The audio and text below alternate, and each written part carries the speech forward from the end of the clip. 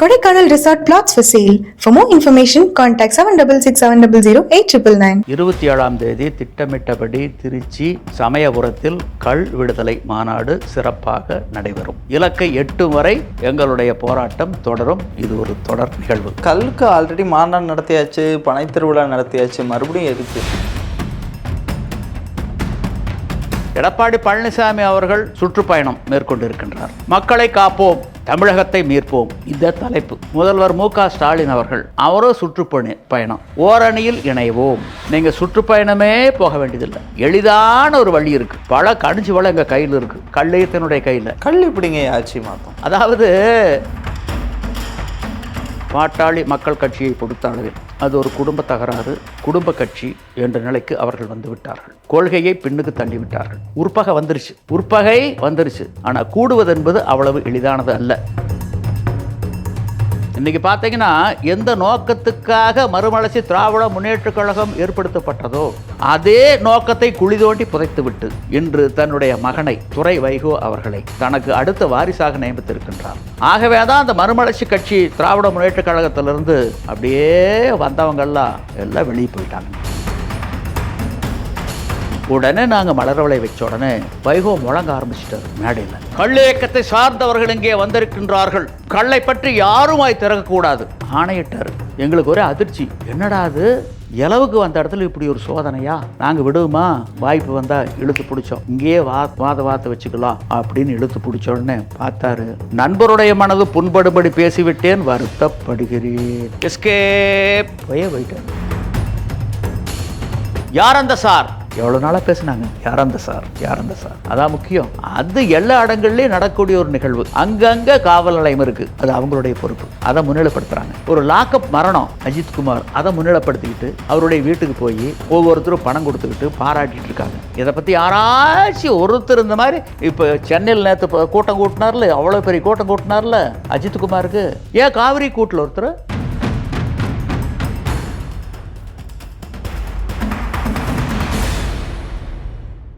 நேயர்களுக்கு வணக்கம். இன்று நம்மோடு தமிழ்நாடு கல் இயக்க ஒருங்கிணைப்பாளர் மரியாதைக்குரிய கல் நல்லசாமி அவர்கள் இருக்காங்க. ஐயா வணக்கம். வணக்கம். நலமா இருக்கீங்களா? நலமாக இருக்கின்றேன். தேர்தல் நெருங்க எல்லா கட்சிகளும் பிரச்சாரம் அப்படி இப்படின்னு போயிட்டு இருக்கு. சீமான் நிறைய மாநாடு தொடர்ச்சியாக நடத்திட்டே இருக்காரு. மறுபடியும் 27ஆம் தேதி திருச்சி சமயபுரத்தில் ஒரு கல் விடுதலை மாநாடு நடத்துறதா செய்தி வருது. அது உண்மைங்களா? உண்மை. 27ஆம் தேதி திட்டமிட்டபடி திருச்சி சமயபுரத்தில் கள் விடுதலை மாநாடு சிறப்பாக நடைபெறும். கல்லுக்கு விடுதலை கிடைக்கும் வரை இந்த மாதிரியான மாநாடுகள், போராட்டம் தொடரும். இது ஒரு தொடர் நிகழ்வு. இலக்கை எட்டும் வரை எங்களுடைய போராட்டம் தொடரும். இது ஒரு தொடர் நிகழ்வு. ஓகே. ஆனால் கல்லுக்கு ஆல்ரெடி மாநாடு நடத்தியாச்சு, பனை திருவிழா நடத்தியாச்சு, மறுபடியும் எதுக்கு இந்த கல்லுக்கு வைத்திருக்கக்கூடிய தடை நீக்கணுமல்ல? ஏன் நீக்கல? இந்த தேர்தலில் மக்கள் கேட்க போகிறாங்க. யாரை பார்த்து? இப்போது இருக்கக்கூடிய முதல்வர் ஸ்டாலினை பார்த்து புரிதலோடு கேட்க போகிறாங்க. இவங்க புரிதல் இல்லாமல் 39 நாடாளுமன்ற உறுப்பினர்கள் பாராளுமன்றத்தில் பதவி பிரமாணம் எடுத்துக்கிட்டாங்க. எதை கையில் பிடிச்சிருந்தாங்க? அரசியலமைப்பு சட்டத்தினுடைய பிரதி. அந்த அரசியலமைப்பு சட்டம் 47வது பிரிவு என்ன சொல்லுது? மதுவிலக்கு, மது கொள்கை மற்றும் போதைப் பொருளை பற்றி சொல்லுது. என்ன சொல்லியிருக்கு? அந்த அரசியலமைப்பு சட்டப்படி தானே நீங்கள் முதலமைச்சர் அமர்ந்திருக்கின்றீர்கள். சத்தியவாக்கு பிரமாண ரகசிய காப்பு எடுத்து, under what authority you are holding such an office S a chief minister of Tamil Nadu? அந்த அரசியலமைப்பு சட்டத்தை மதித்து நடக்க வேண்டிய கடமை, பொறுப்பு உங்களுக்கு உண்டா இல்லையா? இல்லை என்றால் உங்களை எப்படி நாங்கள் முதலமைச்சராக மீண்டும் ஏற்றுக்கொள்வது என்ற கேள்வியை மக்கள் கேட்கப் போகின்றார்கள். அதனுடைய வெளிப்பாடு தான் இந்த மாநாடு, போராட்டங்கள்லாம். அரசியலமைப்பு சட்டத்துக்கு உட்பட்டது தான். இன்றைக்கு ஒரு போராளி அரசியலமைப்பு சட்டத்தை முன்னிறுத்தி கல்லிறக்கி தமிழ்நாட்டில் சந்தைப்படுத்துகிறார் என்றால் அவர் மீது தமிழ்நாடு அரசு தமிழ்நாடு மதுவிலக்கு சட்டப்படி நடவடிக்கை எடுக்கின்றது என்றால் நாங்கள் கேட்கக்கூடிய ஒரு கேள்வி, அரசியலமைப்பு சட்டத்துக்கு கட்டுப்பட்டது மதுவிலக்கு சட்டமா, இல்லை மதுவிலக்கு சட்டத்துக்கு உட்பட்டது அரசியலமைப்பு சட்டமா? It is purely question of law as to the interpretation of the Indian constitution. இதற்கு யாராலும் பதில் சொல்ல முடியாது. ஆகவே மக்கள் ஒரு நல்ல தீர்ப்பை 2026 வழங்குவார்கள். அதை முன்னிறுத்தித்தான் இந்த மாநாடுகளும் போராட்டங்களும். ஓகே. நாம் தமிழர் எடுத்துட்டு இப்போ அதிமுகவை பார்க்கலாம். மக்கள் பயணம் மாதிரி எடப்பாடி அவர்கள் ஒரு பயணம் நடைபயணம் மாதிரி மேற்கொண்டுட்டு இருக்காரு தமிழ்நாடு முழுக்க. இதை எப்படி பார்க்குறீங்க? எடப்பாடி பழனிசாமி அவர்கள் ஒரு சுற்றுப்பயணம் மேற்கொண்டு இருக்கின்றார். மக்களை காப்போம், தமிழகத்தை மீட்போம், இந்த தலைப்பு. மக்களை காப்போம், தமிழகத்தை மீட்போம். இதுக்கு சுற்றுப்பயணம் போக வேண்டிய அவசியம் இல்லை. முதல்வர் மு.க. ஸ்டாலின் அவரும் சுற்றுப்பயணம். ஓரணியில் இணைவோம், ஓரணியில் தமிழ்நாடு, ஓரணியில் தமிழகம் இணைவோம், ஓரணியில் தமிழகம் இணையும் அப்படின்னு சொல்லி அவரும் சுற்றுப்பயணம் போகிறார். சரி, சுற்றுப்பயணம் எதுக்காக போகிறாங்க ரெண்டு பேரும்? எடப்பாடி பழனிசாமி எதுக்காக போகிறாரு? மீண்டும் முதல்வர் ஆக வேண்டும் என்கின்ற ஆசையில் அவர் போகிறார். ஆட்சியை 2026 தக்க வைத்து கொள்ள வேண்டும் என்ற ஆசையில் மு.க. ஸ்டாலின் அவர்கள் இந்த சுற்றுப்பயணத்தை மேற்கொள்கின்றார். நீங்கள் சுற்றுப்பயணமே போக வேண்டியதில்லை, எளிதான ஒரு வழி இருக்குது. இப்போது முருகர் பழத்தை வாங்குறதுக்கு என்ன பண்ணார்? உலகத்தை சுற்றி வந்தார் மயில் ஏறி. பழம் கிடைச்சிதா? கிடைக்கல. விநாயகர் என்ன பண்ணார்? தாய் தகப்பனை சுற்றி வந்தார், பழத்தை வாங்கிட்டார். அந்த மாதிரி கணிச்சு பழம் எங்கள் கையில் இருக்குது. யார் கையில்? கள்ளியத்தினுடைய கையில். எளிதாக ரெண்டு பேரும் வாங்கிக்கலாம். யார் முந்துறாங்களோ அவங்களுக்கு அந்த கனி கிடைக்கும். கல் இப்படிங்க ஆட்சி மாற்றும். அதாவது நாங்கள் என்ன சொல்கிறோம்னா, எடப்பாடி பழனிசாமி அவர்களும் முதல்வர் மு.க. ஸ்டாலின் அவர்களும் ஒரே நிலைப்பாடு தான். கள் விடுதலையில் உடன்பாடு ரெண்டு பேர்த்துக்கு இருக்கிற மாதிரி தெரியல. இருவரும் முரண்பாடு கொண்டவர்கள். இதில் யார் வேணாலும் முந்திக்கலாம். முந்தி வந்து கள்ளேயத்துடன் வாதிட்டு கள்ளுமறு தடை செய்யப்பட வேண்டிய போதைப் பொருள் தான் மதுதான். இறக்குமதி மதுக்களும் இந்திய தயாரிப்பு அயல்நாட்டு மதுக்களும் கள்ளை விட நல்லவை. தமிழ்நாடு கள்ளியக்கம் கொண்டிருக்கக்கூடிய கோரிக்கைகளில் நியாயமே இல்லை என நிரூபித்து விட வேண்டும். அந்த வாத விவாதம் இதே சென்னையில் ஒரு அரங்கத்தில் நடைபெறும். சட்டம் ஒழுங்கு பாதுகாப்பு கருதி பத்திரிகை ஊடகங்கள் மட்டுமே பார்வையாளர்களாக இருப்பார்கள். நேரடி ஒளிபரப்பும் இருக்கும். அந்த வாத விவாதத்தில் யார் முந்தி வந்து வாதிட்டு கள்ளுமுறு தடை செய்யப்பட வேண்டிய போதைப் பொருள்தான் என நிரூபித்து விட்டால் தமிழ்நாடு கள்ளியக்கம் தன்னுடைய நிலைப்பாட்டை மாற்றிக்கொள்ளும், தோல்வியை தவறை ஒப்புக்கொள்ளும். அப்போது இந்திய அளவில் வெற்றி பெற்றவர் பேசப்படுவார்.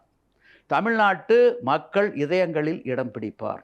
வரும் 2026 தேர்தலில் அது ஆதரவான வாக்குகளாக மாறும். அந்த கட்சி வெற்றி பெறுவதும் அந்த கட்சியை சார்ந்த அவர் முதல்வராவதும் உறுதி ஆகும். இந்த அரிய வாய்ப்பினை ஆட்சியை தக்க வைத்து கொள்ள மு.க. ஸ்டாலின் அவர்கள் முந்தி வந்து பயன்படுத்தி கொள்ள வேண்டும். அதே மாதிரி மீண்டும் ஆட்சியை பிடிக்க எடப்பாடி அவர்கள் ஓடி வந்து இந்த அரிய வாய்ப்பினை பயன்படுத்தி கொள்ள வேண்டும் என்ற அழைப்பை நாங்கள் அவர்களுக்கு விடுக்கின்றோம். இது தமிழ்நாடு என்பது ஒரு விளைநிலம், உங்களுடைய வேட்டைக்காடு அல்ல என்பதை உணர்ந்து இருவரும் வர வேண்டும். இவற்றை உணர்ந்து மக்கள் 2026 வாக்களிப்பார்கள். இதை புறக்கணித்தால் மக்கள் உங்களை புறக்கணிப்பார்கள். அடுத்த நிலை கட்சிகள் பார்த்தீங்கன்னா மதிமுக வைகோவாக இருக்கட்டும், அவங்க இப்போ கூட்டணியில் இருக்காங்க. அதுக்கப்புறம் பாமகவாக இருக்கட்டும், இந்த ரெண்டு கட்சிக்குள்ளேயும் பிரச்சனைகள் இருக்குது, அப்பாவுக்கும் பையனுக்கும். இந்த பிரச்சனைகள் எப்படி பார்க்குறீங்க? தேர்தலில் எதிரொலிக்காதா? இன்னும் 10 மாதங்களே இருக்குது தேர்தலுக்கு. அதாவது பாட்டாளி மக்கள் கட்சியை பொறுத்த அளவில் அது ஒரு குடும்ப தகராறு, குடும்ப கட்சி என்ற நிலைக்கு அவர்கள் வந்து விட்டார்கள். கொள்கையை பின்னுக்கு தள்ளிவிட்டார்கள். முள்ளிலே இலைப்பட்டாலும் இலையிலே முள்பட்டாலும் கிழிவது என்னவோ இலைதான். ஆக இந்த குடும்ப சண்டையால் பாதிக்கப்படுவது பாட்டாளி மக்கள் கட்சியில் இருக்கக்கூடிய சாதாரண உறுப்பினர்கள் தான் பாதிக்கப்படுவார்கள். அந்த கட்சி பாதிக்கப்படும். இதை இருவரும் உணர்ந்து செயல்பட வேண்டும். விட்டு கொடுப்பவர் கெட்டு போவதில்லை, கெட்டு போவவர் விட்டு கொடுப்பதில்லை என்ற நிலையில் செயல்பட்டிருந்தால் இந்த நிலை வந்திருக்காது. இல்லை, தமிழை பற்றி பேசுகிறாங்கல்ல, தமிழ் இலக்கியங்கள் என்ன சொல்லியிருக்காங்க? இன்னா செய்தாரை ஒருத்தல் அவர் நான நன்னயம் செய்து விடல். அந்த அடிப்படையில் இருந்திருந்தால் இந்த நிலைமை வந்திருக்காது. செப்பின் புணர்ச்சி போல் கூடினும் கூடாதே உற்பகை உற்ற குடி. உற்பகை வந்துருச்சு. ஆனால் கூடுவது என்பது அவ்வளவு எளிதானது அல்ல. ஆனால் அரசியலில் கூடும். நடக்கும் என்பார் நடக்காது, நடக்காது என்பார் நடந்துவிடும். எது வேணாலும் நடக்கும். அப்படி ஒரு நிலை வருகின்ற பொழுது என்ன இருக்கும்னா, நீங்கள் இன்னைக்கு மருத்துவர் ராமதாஸ் அவர்களும் மருத்துவர் அன்புமணி ராமதாஸ் அவர்களும் இணைந்து செயல்பட்டாலும் அது சரிப்பட்டு வருமா என்பது ஐயப்பாட்டுக்குரியது. உடன்பாடு இல்லாதவர் வாழ்க்கை குடங்கருள் பாம்போடு உணரறின் தற்று. இப்போ மருத்துவர் ராமதாஸ் அவர்களுக்கும் மருத்துவர் அன்புமணி ராமதாஸ் அவர்களுக்கும் இன்னைக்கு உடன்பாடா முரண்பாடா? முரண்பாடு. அப்படி முரண்பாடு கொண்டவர்கள் ஒன்றாக இனி சேர்ந்து இருப்பதென்பது ஒரு குடிசைக்குள் கொடிய விஷமுள்ள பாம்போடு குடியிருப்பதும் ஒன்று, இருவதும் சேர்ந்து அந்த இயக்கத்தை நடத்துவதும் ஒன்று. இது வள்ளுவருடைய வாய்மொழி. ஆகவே பிளவு வந்துருச்சு, பிரச்சனை வந்துருச்சு. ஆனால் முன்மாதிரி அந்த கட்சிக்கு எதிர்காலம் இருப்பது என்பது அரிது அரிது அரிது. அதை போலத்தான் மறுமலர்ச்சி திராவிட முன்னேற்றக் கழகம். மறுமலர்ச்சி திராவிட முன்னேற்றக் கழகம் ஏன் திராவிட முன்னேற்றக் கழகத்திலிருந்து வெளியே வந்தாங்க? கலைஞர் கருணாநிதி அவர்கள் அப்போது முதலமைச்சர். தனக்கு பிறகு மு.க. ஸ்டாலின் அவர்களை முதல்வராக்க வேண்டும் என்ற எண்ணத்தில் அவர் செயல்பட்டார். அதற்கு உடன்பாடு இல்லாத காரணத்தால் வைகோ அவர்கள் வெளியே வந்தார்கள். பெரும்பாலான மாவட்ட செயலாளர்கள் வெளிவந்தார்கள். அப்போ நடந்த முதல் இடைத்தேர்தல் ஈரோடு மாவட்டம் பெருந்தரையில் நடந்தது. அப்போது 2வது இடத்தில் மறுமலர்ச்சி திராவிட முன்னேற்றக் கழகம் கந்தசாமிங்கிற ஒரு வேட்பாளர் நின்னார். 3வது இடத்தில் திராவிட முன்னேற்றக் கழகம். ஆக திராவிட முன்னேற்றக் கழகத்தை 3வது இடத்துக்கு தள்ளி 2வது இடத்துல மறுமலர்ச்சி திராவிட முன்னேற்றக் கழகம் வெற்றி பெற்றது. அண்ணா திராவிட முன்னேற்றக் கழகம். ஆக 2வது இடத்துல இருந்தவங்க இன்றைக்கி எத்தனாவது இடத்துல இருக்காங்க? 3வது இடத்தில் இருந்தவரிடம் கையேந்தக்கூடிய ஒரு நிலைக்கு தள்ளப்பட்டாங்க. சரி, தள்ளப்பட்டாங்க. இன்றைக்கி பார்த்தீங்கன்னா எந்த நோக்கத்துக்காக மறுமலர்ச்சி திராவிட முன்னேற்றக் கழகம் ஏற்படுத்தப்பட்டதோ அதே நோக்கத்தை குழி தோண்டி புதைத்துவிட்டு இன்று தன்னுடைய மகனை துரை வைகோ அவர்களை தனக்கு அடுத்த வாரிசாக நியமித்திருக்கின்றார். ஆகவே தான் அந்த மறுமலர்ச்சி கட்சி திராவிட முன்னேற்றக் கழகத்திலிருந்து அப்படியே வந்தவங்கெல்லாம் எல்லாம் வெளியே போயிட்டாங்க. இன்றைக்கி அதுதான் அதனுடைய நிலை. இன்றைக்கி கரும்பு இப்போ கழுது தேஞ்சு கட்டெரும்பாயி இன்றைக்கி சுள்ளெரும்பாய் இருக்குது. அப்போ தான் சுருக்குன்னு இப்போ கடிக்குது. அதுதான் நிலைமை. 2வது அவர் ஒரு ஒத்த கருத்தில் வைகோ அவர்கள் இல்லை. ஒரு காலகட்டத்தில் எங்களை அழைச்சி பேச வச்சார், கள்ளுக்கு ஆதரவாக பேச வச்சார் அவங்களுடைய மேடைகளில். அடுத்த ஒரு தேர்தலில் கள்ளுக்கு வைத்திருக்கக்கூடிய தடையை நீக்க வேண்டும்னு சொல்லி தேர்தல் அறிக்கையிலே சொல்லியிருந்தாங்க. அப்புறம் ஒரு நடைபயணம் வந்தார் மதுவிலக்குக்காக. அப்போ எங்கள் ஊர் அரச்சலூர் வழியாக வந்தார். அப்போ கணேசமூர்த்தின்னு அந்த கட்சியில் நாடாளுமன்ற உறுப்பினர் இருந்தார். அவர் எங்கள் வீட்டில் இந்த வழியாக வைகோ அவங்க வர்றாங்க, இரவு ஒரு நாள் உங்கள் வீட்டில் தங்குறோங்கிறாங்க அப்படின்னு உடனே சரின்னு நாங்கள் ஒத்துக்கிட்டோம். அதுக்குண்டான ஏற்பாடுகள் எல்லாம் பண்ணோம். அந்த நாளும் வந்தது. எங்கள் வீட்டில் தங்கலை. ஏன் தங்கலின்னு கேட்டதுக்கு அது அவர் கள்ளை பற்றி பேசிகிட்டு இருக்காரு, ஆகவே மக்கள் பல விதமாக பேசுவாங்க, அதனால் வேறு இடத்துல தங்குறோம் அப்படின்னு தங்கிட்டாங்க. அப்புறம் இந்த சசி பெருமாள்னு ஒருத்தர் இருந்தார். அவர் ஒரு காந்தியவாதி. கன்னியாகுமரியில் ஒரு டவரில் ஏறி உயிரிட்டார் மதுவிலக்குக்காக. அவருடைய உடல் எடுத்துக்கிட்டு இவர் திருமாவளவன்லாம் சேலத்தில் கொண்டு ஊர்வலம் விட்டு சொந்த ஊர் இளம்பள்ளியில் அடக்கம் பண்ணாங்க. இறுதிச் சடங்கு இரங்கல் கூட்டம், ஒரு பெரிய மேடை. அந்த மேடையில் வைகோ, திருமாவளவன், முத்தரச, ராமகிருஷ்ண, EVKS இளங்கோவன், குமரி அனந்தன் போன்ற பெரிய தலைவர்கள்லாம் கொண்டிருந்தாங்க. அந்த மேடைக்கு கீழே முன்னாடி ஒரு கண்ணாடி பெட்டியில் அந்த இறந்த உடல் வைக்கப்பட்டிருந்தது. எல்லாரும் அஞ்சலி செலுத்தினாங்க. அப்போ எதிர்க்கட்சி தலைவர் மு.க. ஸ்டாலின் அவர் ஒரு 1500 பேரோட மலர்வளை வச்சுட்டு போனாங்க. இவங்க மேடையில் அமைதியாக இருந்தாங்க. ஒரு 6000 7000 பேர் இருக்குது கூட்டம், ஒரு பெரிய கூட்டம். அப்போது அவங்கெல்லாம் போன பின்னாடி கள்ள இயக்கத்தின் சார்பில் நாங்கள் ஒரு 5 பேர் போய் மலர்வளை வச்சோம். அவர் ஒரு ஆதரவாளர். யார்? சசி பெருமாள். இது வைகோவுக்கெல்லாம் தெரியாது, திருமாவளவனுக்கு தெரியாது, மற்றவங்களுக்கு தெரியாது. உடனே நாங்கள் மலர்வளை வச்ச உடனே வைகோ முழங்க ஆரம்பிச்சிட்டார் மேடையில். அது வரல அமைதியாக இருந்தவர், கள்ள இயக்கத்தை சார்ந்தவர்கள் இங்கே வந்திருக்கின்றார்கள், கள்ளை பற்றி யாரும் வாய் திறக்கக்கூடாது ஆணையிட்டார். எங்களுக்கு ஒரே அதிர்ச்சி. அவ்வளோ சத்தமாக என்னடா அது, இலவுக்கு வந்த இடத்துல இப்படி ஒரு சோதனையா அப்படின்னு நாங்கள் விடுவோமா? வாய்ப்பு வந்தால் இழுத்து பிடிச்சோம். ஐயா, காலை முன்னாடி வச்சுட்டீங்க, வெச்ச காலை பின்வாங்கக்கூடாது, 10 கோடி ரூபா பரிசு, பத்திரிகை ஊடகங்கள்லாம் வந்திருக்காங்க, நேரடி ஒளிபரப்பு வசதி வாய்ப்போடு வந்திருக்காங்க, இங்கேயே வாதத்தை வச்சுக்கலாம் அப்படின்னு இழுத்து பிடிச்ச உடனே பார்த்தாரு. நண்பருடைய மனது புண்படும்படி பேசிவிட்டேன், வருத்தப்படுகிறேன். எஸ்கேப் போயிட்டார். புரட்சி புயல் வங்கக்கடலில் போய் வலுவிழந்து போயிட்டுது. அதே மாதிரி இன்றைக்கி வலுவிழந்து போயிட்டுருக்காரு. எங்களுக்கு வருத்தமாக இருக்குது. இது அவருடைய செயல்பாடு தான் காரணம். நந்தவனத்தில் ஓராண்டி 4 மாதமாய் குயவனை வேண்டி கொண்டு வந்தான் ஒரு தோண்டி அதை கூத்தாடி கூத்தாடி போட்டுடை தாண்டி அந்த அளவுக்கு வந்துட்டார். அடுத்து இப்போ தாவேக்காவை பார்க்குறோம். புதுசாக எழுந்த கட்சி நிறைய போராட்டங்கள் பண்ணுறாங்க, கொஞ்சம் ஆக்டிவாக இருக்காங்க, ஆக்டிவ் பாலிடிக்ஸ் பண்ணுறாங்க, நிறையா தந்திரங்கள்லாம் யூஸ் பண்ணுற மாதிரி தெரியுது. யாரு கூட கூட்டணி போக வாய்ப்பு இருக்குது? கூட்டணி யாரு கூட வேணாலும் வைக்கலாம். எங்கே ஆதாயம் இருக்கோ அங்கே கூட்டணி. இன்றைக்கி கொள்கைங்கிறது அரசியல் கட்சிகளுக்கு கோவணம் துணி நூல் அளவு கூட கிடையாது. ஒற்றை இலக்கு நோக்கி தான் கட்சிகள்லாம் இருக்காங்க.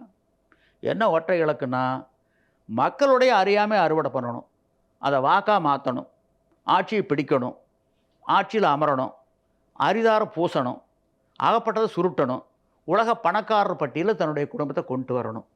அந்த ஒற்றை இலக்கு. சீமான் அதை பண்ணலை, கூட்டணி வைக்கலை.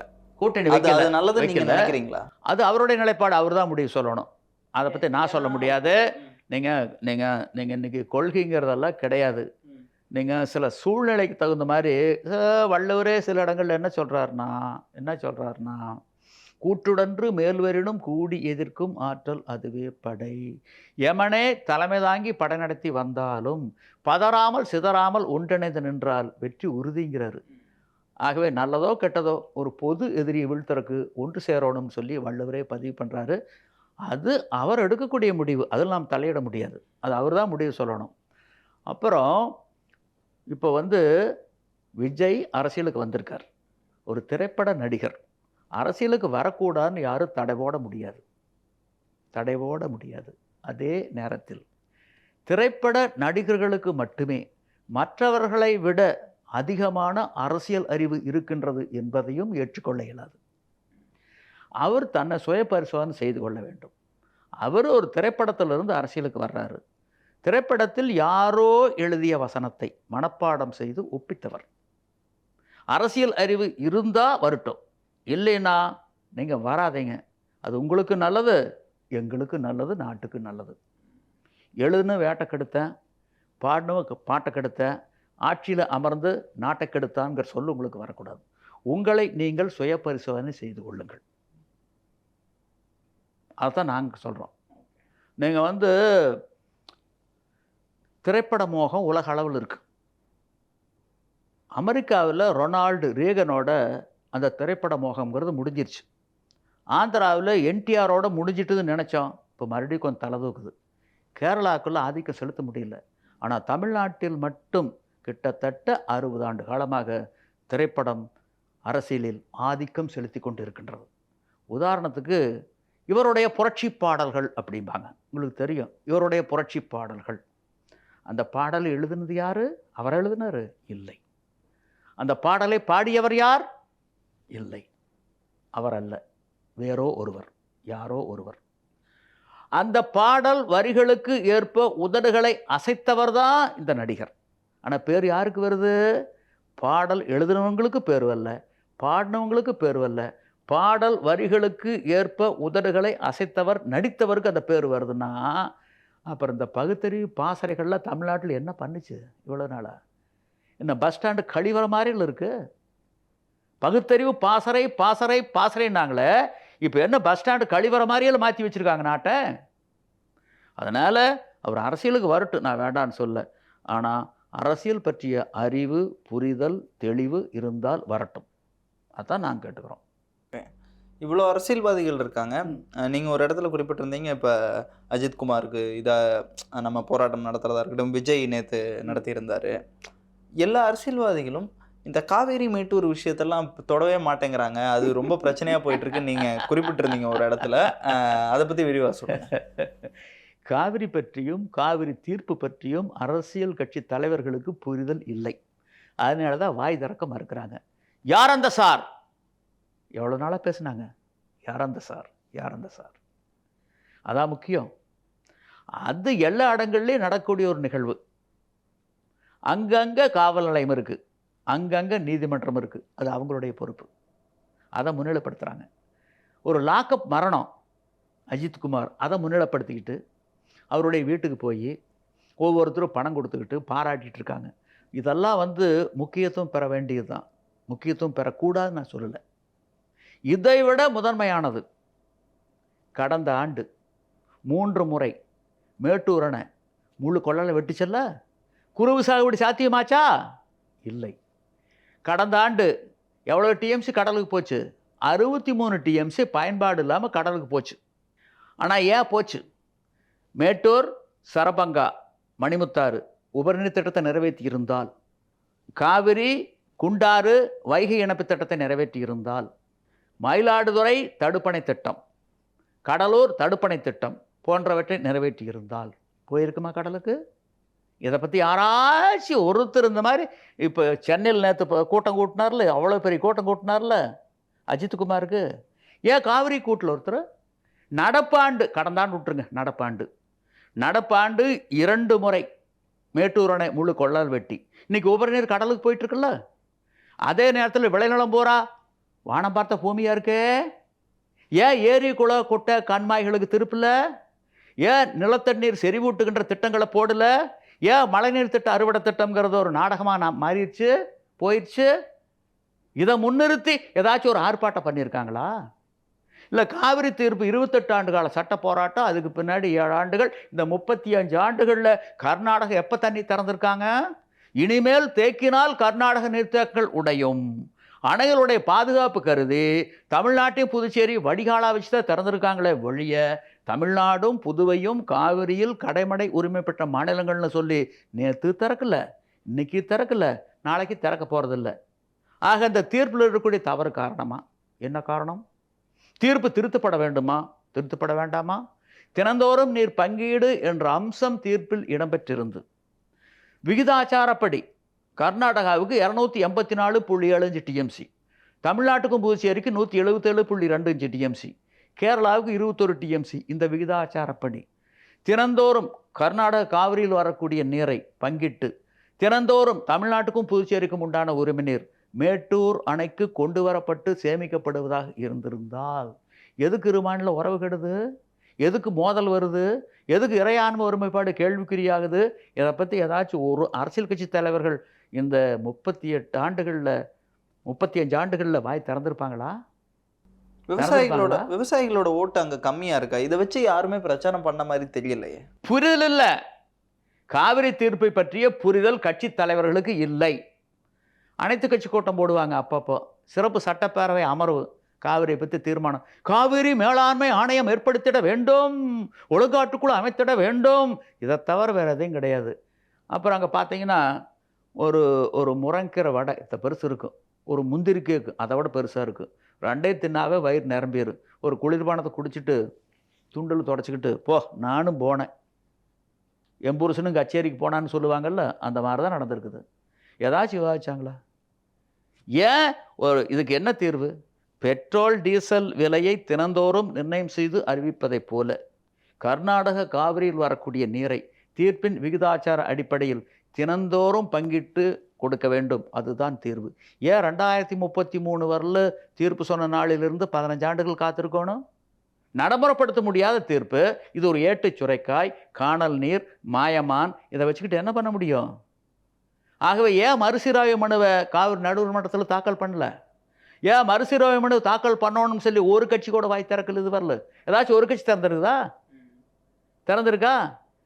அதாவது உண்மையில் தமிழ்நாட்டு மக்கள் நலனில் அக்கறை கொண்டு இருந்தால், ஒரு தொலைநோக்கு பார்வையில் சிந்தித்து வரும் தலைமுறையை முன்னிறுத்தி இருந்தால், இந்த அரசு ஒரு மறுசீராய்வு மனுவை காவிரி நடுவர் மன்றத்தில் தாக்கல் செய்திருக்கும். அந்த மனுவை ஏற்றுக்கொண்டால் வரவேற்கலாம், ஏற்றுக்கொள்ளாமல் போனால் உச்சநீதிமன்றம் செல்ல வேண்டும். அங்கும் நியாயம் கிடைக்காமல் போனால் நாடாளுமன்ற உறுப்பினர்கள் 40 பேர் இருக்காங்கல்ல, பாண்டிச்சேரி சேர்த்து, பாராளுமன்றத்தை முடக்க வேண்டும். ஏன் அதை செய்யல? ஏன் அதை பற்றி வாய் திறக்கல? காவிரி உயிர் நாடி தானே, இப்போ தமிழ்நாட்டில் இருக்கக்கூடிய மக்கள் 75% காவிரி நீரை தானே குடிச்சிட்டு இருக்கிறோம். காவிரி தானே it is our life line. அதை பற்றி ஏன் முக்கியத்துவம் கொடுக்கல? ஒரு தொலைநோக்கு பார்வை இல்லை, அடுத்த தலைமுறையை முன்னிறுத்தலை. இதைத்தான் வள்ளுவர் சொல்கிறாரு, குடிதழியே கோலோச்சும் மாநில மன்னன் அடிதழியே நிற்கும் உலகு. குடிமக்கள் நலனில் அக்கறை கொண்டு தொலைநோக்கு பார்வையில் சிந்தித்து வரும் தலைமுறையை முன்னிறுத்தி நல்லாட்சி நடத்துகின்ற ஒரு மாநில ஆட்சியாளன் பின்னால் ஒட்டுமொத்த உலகமும் அணிவகுத்து நிற்கும். இந்த மாதிரி முக்கியத்துவம் இல்லாதையெல்லாம் முன்னாடி கொண்டு வந்துட்டு ஏதாவது முக்கியத்துவமோ அதையெல்லாம் பின்னுக்கு தள்ளி மறைச்சி வச்சு ஒரு மக்களுடைய அறியாமை அறுவடை பண்ணிக்கிட்டு இருந்தீங்கன்னா இந்த ஆட்சியாளரையும் இந்த அரசியல் கட்சி தலைவர்களும் வரக்கூடிய வரும் தலைமுறை காரி துப்பும். நன்றி ஐயா, பல்வேறு கருத்துக்களை பகிர்ந்துட்டீங்க. உங்கள் நேரத்திற்கும் கருத்துக்கும் ரொம்ப நன்றி. நன்றி நன்றி நன்றி நன்றி.